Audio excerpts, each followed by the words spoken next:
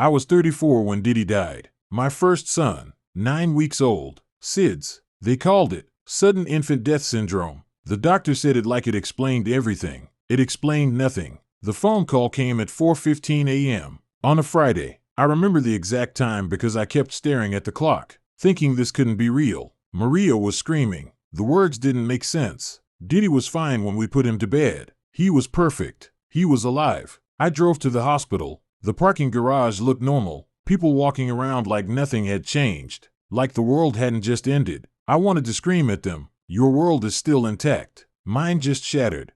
The hospital room was too bright, too cold, too quiet. Diddy was lying there, so small, so still. I touched his forehead. It was cold. That's when I knew it was real. That's when something inside me broke that I didn't know could break. Maria couldn't stop trembling. I couldn't start. I felt hollow, gutted, like someone had reached inside me and pulled out everything that gave my life purpose. The nurses kept talking. Forms to sign, arrangements to make. I nodded at everything. I signed papers. I answered questions, but I wasn't really there.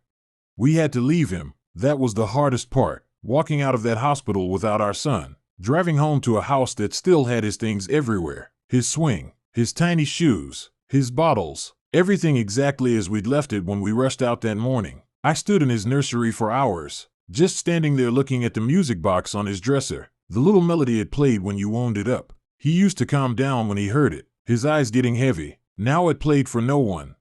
People started calling my brothers, friends. They meant well. They said things like, "I'm so sorry for your loss, and he's in heaven now." I stopped answering the phone. There was nothing anyone could say that would help. Nothing anyone could do. The funeral was 5 days later. I don't remember much about it. Too many people, too many flowers, too many words that didn't bring him back. I kept thinking this was all wrong. Babies aren't supposed to die. Parents aren't supposed to bury their children.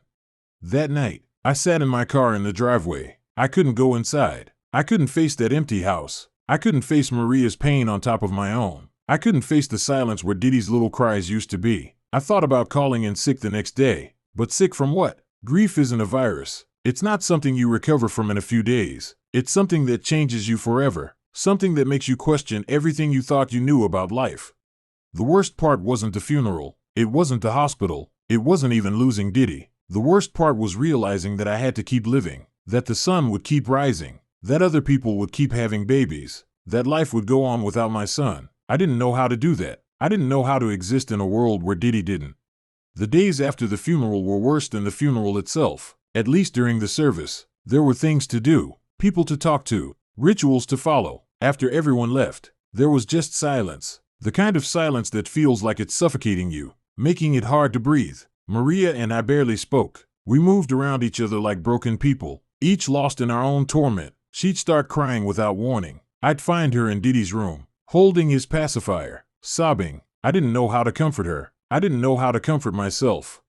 I went back to work after a week. Everyone was careful around me. Hushed voices, sympathetic nods. They meant well, but their pity felt like weights on my shoulders. I'd sit in meetings, nodding, pretending to listen, but all I could think about was Diddy. The worst moments were the accidental ones. I'd be driving and see a car seat in another vehicle. I'd be at the store and hear a baby babbling. I'd be walking past a daycare and see parents dropping off their children each time. It was like getting stabbed in the heart.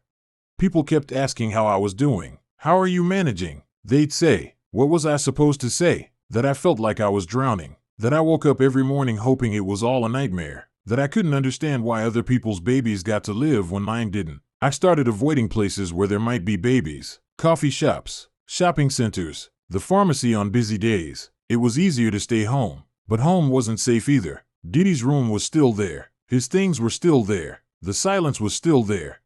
Maria wanted to talk about it, about him, about what happened, about how we were going to survive this. I couldn't. Every time she brought it up, I felt like I was drowning. I'd leave the room, go for a drive, find somewhere to be alone with the pain. The nights were the worst. I'd lie awake listening to the silence. Diddy used to make soft sounds when he slept, gentle breathing, tiny whimpers. Now there was nothing, just the emptiness where those sounds used to be.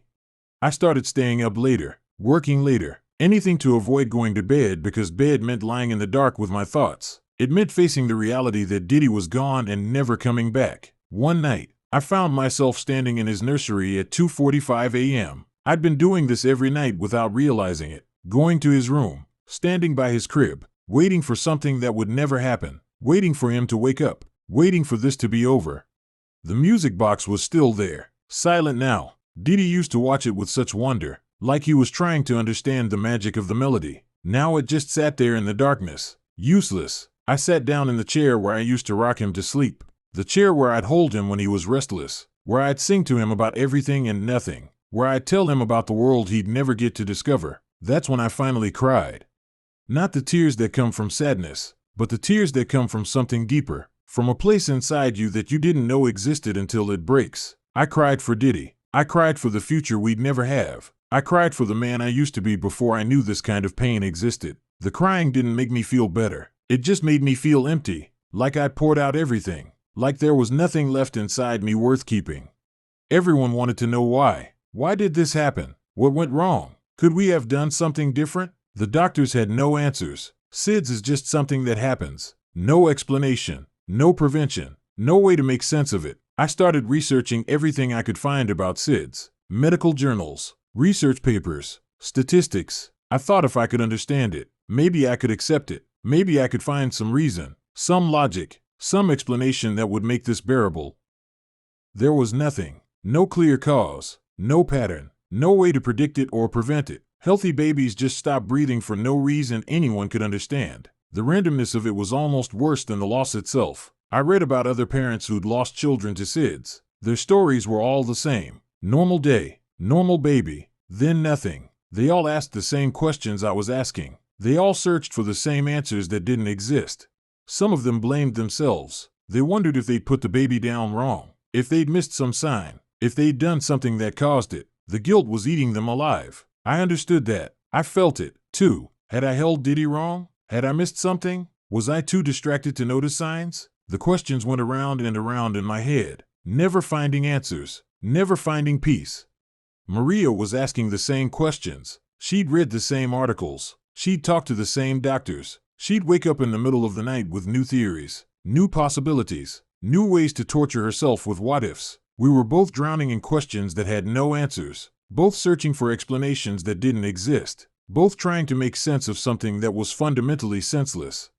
I started avoiding other parents. Their casual complaints about sleepless nights and crying babies felt like wounds. They didn't know how lucky they were. They didn't know that their problems were gifts. At least their babies were alive to keep them awake. The worst was when people tried to help by saying things like, "Everything happens for a reason," or "God works in mysterious ways." These weren't reasons. They were just ways of avoiding the horrible truth that sometimes terrible things happen for no reason at all.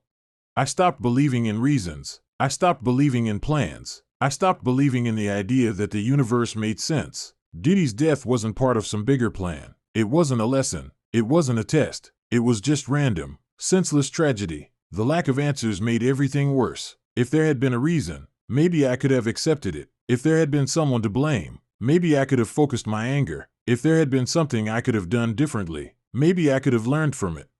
But there was nothing. No reason, no blame, no lesson, just the fact that my son was dead. And I had to find a way to live with that. I started to understand why some parents never recover from losing a child. How can you recover from something that makes no sense? How can you heal from a wound that has no explanation? How can you move forward when the world has shown you that nothing you do matters?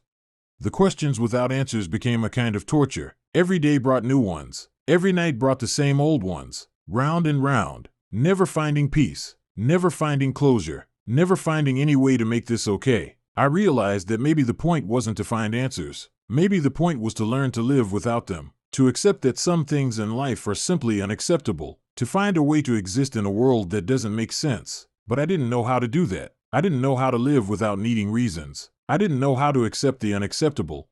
Losing Diddy didn't bring Maria and me together. It drove us apart. We were both drowning, but we couldn't save each other. We could barely save ourselves. She needed to talk about it. I needed to avoid talking about it. She wanted to remember. I wanted to forget. She cried openly. I buried everything deep inside. We were dealing with the same loss in completely different ways, and neither of us knew how to bridge that gap.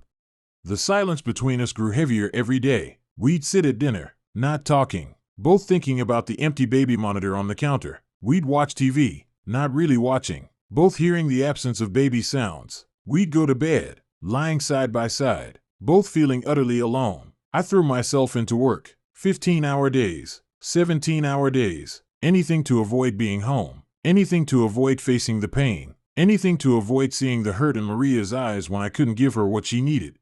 She accused me of running away. She was right. I was running as fast as I could from the reality of Diddy's death, from the pain, from the memories, from the future we'd never have, from the father I'd never get to be. Work became my escape. Problems I could solve, challenges I could meet, progress I could measure. It was the only place where I felt like I had any control, the only place where I felt like myself. But coming home was torture. Maria would be there, still grieving, still needing comfort I couldn't give, still wanting to talk about Diddy when all I wanted was to forget, still crying when I had no tears left. I started staying later at the office, taking assignments I didn't need to take, finding reasons to be anywhere but home. I told myself I was working through the grief. Really, I was just avoiding it. The distance between us grew wider every day. She'd reach for my hand and I'd pull away. She'd try to talk about Diddy and I'd change the subject. She'd cry and I'd leave the room. I was failing as a husband just when she needed me most. Our friends didn't know how to help. They'd invite us to gatherings and we'd sit there like strangers. They'd try to include us in conversations about their children and we'd both go silent. They'd ask how we were doing and we'd give them empty responses. Some people thought we should try to have another baby right away. Others thought we should wait. Everyone had opinions about how we should grieve, how we should heal, how we should move forward. No one understood that we were barely surviving each day. The worst part was that we were both good people who loved each other. But grief had made us strangers. We couldn't comfort each other because we were both broken. We couldn't help each other because we were both drowning. We couldn't save our marriage because we couldn't save ourselves. I knew I was being selfish. I knew Maria needed me to be present, to be available, to be the partner she deserved. But I felt like I had nothing left to give. Like Diddy's death had emptied me of everything that made me human. The guilt about failing her was almost worse than the grief about losing Diddy. At least Diddy's death wasn't my fault. But destroying my marriage with the woman I loved, the woman who had given me my son, the woman who was suffering as much as I was, that was on me. I started to wonder if we'd ever be able to look at each other without seeing Diddy's absence. If we'd ever be able to be happy again without feeling guilty about it. If we'd ever be able to move forward together. Or if we were both just going to drag each other down. The marriage that had created Diddy couldn't survive his death. The love that had brought us together couldn't withstand the pain of losing him. We were both casualties of the same tragedy. And we couldn't save each other. The numbness didn't last forever. After months of feeling nothing, the anger came. Not the quick, hot anger of frustration, but the deep, cold anger of injustice. The kind of anger that sits in your chest like a stone, making it hard to breathe. I was angry at God, even though I wasn't sure I believed in God. I was angry at the universe for being random and cruel. I was angry at other parents who got to keep their babies. I was angry at myself for not being able to protect Diddy. I was angry at Maria for needing more than I could give. Most of all, I was angry at the unfairness of it all. Why Diddy? Why us? Why did some babies live and others die? Why did some families get to be happy while others were destroyed? There was no logic to it, no justice, no reason. The anger made me impossible to be around. I'd snap at people over nothing. I'd lose my temper at work. I'd get furious at strangers who moved too slowly, at servers who made mistakes, at anyone who had the audacity to be happy when my world had fallen apart. I started picking fights with Maria, not about Diddy directly, but about everything else, about groceries that needed to be bought, about appointments that needed to be scheduled, about her sister visiting too often, about nothing and everything. I think I wanted her to be as angry as I was. I wanted her to fight back, but she was too tired to fight, too sad to match my anger. She'd just look at me with those empty eyes and ask me to stop, to please just stop. And I would for a while until the anger built up again, and I'd explode over something else. I was angry at parents who complained about their children, angry at people who said they were tired from staying up with a teething baby, angry at anyone who took for granted what I'd lost. Didn't they know how lucky they were? Didn't they understand that their problems were blessings? I was angry at the doctor who couldn't save Diddy, at the hospital that couldn't explain what happened, at the medical system that had no answers, at the research that hadn't prevented this, at the world that had let my son die. The anger was eating me alive, but I couldn't let it go. It felt like the only thing keeping me connected to Diddy. If I stopped being angry about his death, what would that say about how much he meant to me? If I moved on, would that mean I was forgetting him? I started working even longer hours, not because I needed to, but because the anger made me restless. I couldn't sit still. I couldn't relax. I couldn't find peace anywhere. Work was the only place where I could channel the anger into something productive. But even at work, the anger leaked out. I'd get frustrated with team members who made mistakes, impatient with meetings that moved too slowly, intolerant of problems that seemed trivial compared to what I was dealing with. I wasn't the leader I used to be. I wasn't the person I used to be. The anger isolated me from everyone. Friends stopped calling because I was too difficult to be around. Family kept their distance because I'd lash out without warning. Even Maria, who understood my pain better than anyone, started avoiding me. I knew the anger was destroying what was left of my life. I knew it was pushing away the people I needed most. I knew it was making me into someone I didn't recognize. But I couldn't stop it. The anger felt like all I had left. Late at night, when the anger was at its worst, I'd find myself in Diddy's room again, looking at his things, holding his blanket, feeling the rage build up in my chest until I thought I might explode.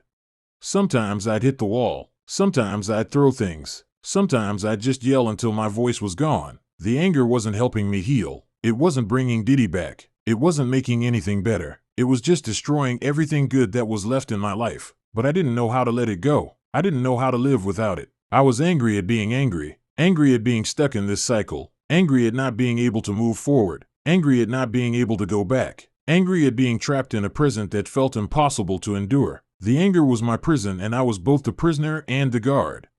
The anger couldn't last forever. It burned too hot, consumed too much energy. After months of rage, I was exhausted, empty, ready to collapse. That's when something started to shift, not toward healing exactly, but towards something quieter, something more sustainable. I started having dreams about Diddy, not the nightmares I'd been having, but gentle dreams. He was older in these dreams, sitting up, laughing, playing. Dreams where he was alive and happy and safe. I'd wake up feeling peaceful for the first few seconds before reality crashed back down. But those few seconds of peace showed me something important. It was possible to think about Diddy without pain. Not often, not easily, but it was possible. The memories didn't have to be torture. They could be something else, something gentler. I started allowing myself to remember the good moments. The first time he smiled at me, the way he'd curl his tiny fingers around my thumb, the soft sounds he made when he was happy, the warmth of him sleeping against my shoulder. These memories hurt, but they also felt precious. Maria and I started talking about him sometimes, not about his death, but about his life, about the 9 weeks we had with him, about the way he'd react to music, about his expressions and movements, about the little person he was becoming before he was taken away. These conversations were painful, but they were also healing. They reminded us that Diddy had been real, that he had mattered, that those 9 weeks weren't nothing. They were everything. They were all we had, and they were worth remembering. I realized I'd been so focused on his death that I'd forgotten to honor his life, so focused on the pain of losing him that I'd forgotten the joy of having him, so focused on the emptiness he left behind that I'd forgotten the fullness he'd brought to those 9 weeks. The acceptance didn't come all at once. It came in waves, good days and bad days, moments of peace followed by moments of crushing sadness, progress followed by setbacks. But gradually the bad days became less frequent, the sadness became less overwhelming, the peace became more sustainable. I started to understand that healing didn't mean forgetting. It didn't mean moving on. It meant learning to carry the loss in a way that didn't destroy everything else. It meant finding a way to live with the pain instead of being consumed by it. I began to see that Diddy's death, as senseless as it was, had taught me things I wouldn't have learned otherwise. About fragility, about what really mattered, about the preciousness of time, about the depth of love, about the strength that comes from surviving something you thought would destroy you. I wasn't grateful for his death. I would trade everything I'd learned to have him back. But I was grateful for the 9 weeks I had with him. I was grateful for the father he'd made me, even if only briefly. I was grateful for the love I'd felt, even though it came with such devastating loss. The acceptance wasn't about being okay with what happened. It was about being okay with not being okay, about accepting that some losses never fully heal, about understanding that you can build a meaningful life even while carrying grief. I started to realize that the question wasn't how to get over Diddy's death. The question was how to live with it, how to honor his memory while still moving forward, how to be the father he'd never get to see, even though he wasn't there to see it. The acceptance brought a different kind of peace, not the peace of resolution, but the peace of surrender, not the peace of understanding, but the peace of accepting that some things don't need to be understood, just endured, just survived, just lived with. I was still broken. I would always be broken, but I was learning to live with the brokenness instead of being destroyed by it. The person who emerged from those dark months wasn't the same man who'd lost Diddy. He was quieter, more careful with his words, more aware of how fragile everything really was, more grateful for small moments that he used to take for granted. I learned to live with the sadness, not to overcome it or defeat it, but to carry it alongside everything else. The way you carry a permanent injury that never fully heals, but doesn't have to prevent you from walking. The sadness became part of me, but it didn't have to be all of me. My relationship with Maria couldn't survive the loss, but we found a way to honor what we'd shared. We'd created Diddy together. We'd loved him together. We'd lost him together. That bond would always exist, even if our marriage couldn't. I started to understand that some experiences change you so fundamentally that you can never go back to who you were before. Diddy's death was one of those experiences. The man who existed before his birth was gone. The man who existed during those 9 weeks was gone. The man who emerged from his death was someone new. This new version of myself was more aware of suffering. I could see it in other people's eyes. I could recognize the signs of hidden grief. I could understand the weight that some people carry invisibly. I joined a club I'd never wanted to join, but it gave me a different kind of empathy. I started to appreciate ordinary moments in a way I never had before. A conversation with a friend, a meal that tasted good, a sunset that was particularly beautiful. These things mattered more now because I understood how quickly they could be taken away. The work that had once consumed me became less urgent, still important, but not everything. I realized that being successful couldn't protect me from loss, that achieving goals couldn't guarantee happiness, that all the accomplishments in the world couldn't bring back what mattered most. I learned to be comfortable with sadness, to let it exist without trying to fix it or escape from it, to understand that healing doesn't mean returning to who you were before. Sometimes it means becoming someone entirely new, someone who can carry loss without being destroyed by it. I started to see Diddy's brief life as a gift, even though it came with such a devastating price. 9 weeks of perfect love, 9 weeks of being exactly the father I wanted to be, 9 weeks of experiencing a connection deeper than anything I'd ever felt. Those 9 weeks were worth a lifetime of grief. The dreams about Diddy continued, but they changed. Instead of dreams where he was older, I started dreaming about the time we actually had, holding him, feeding him, watching him sleep. These dreams didn't hurt anymore. They felt like visits, like moments of grace. I realized that Diddy would always be with me in a way that transcended physical presence. Every time I thought about what kind of man I wanted to be, I thought about the man he would have wanted as a father. Every time I faced a difficult decision, I thought about what I'd want him to see me choose. The grief never fully went away, but it transformed from something that threatened to destroy me into something that deepened me, from something that made me angry into something that made me more compassionate, from something that isolated me into something that connected me to other people who'd suffered similar losses. I learned that you can survive anything if you're willing to be changed by it. That strength isn't about being unbreakable. It's about learning to rebuild yourself from the pieces. That healing isn't about forgetting. It's about integrating loss into a life that can still hold meaning. Diddy lived for 9 weeks. He died at 9 weeks, but his impact on me will last forever. He made me a father. He taught me about love. He showed me what really mattered. He changed me in ways that will influence every day I have left.